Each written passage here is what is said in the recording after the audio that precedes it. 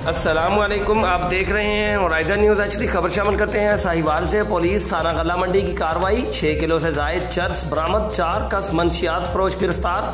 DPO Sahiwal Sadiq Bloch की जेर क़यादत Sahiwal police का मंशियात फरोशों के खिलाफ जबरदस्त crackdown.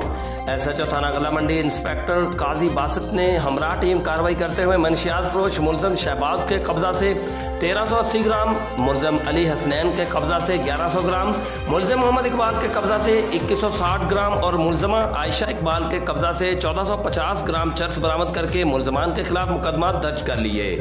Report Rauf Shahzad Jatt, divisional bureau chief Sahiwal, Horizon News HD, Pakistan.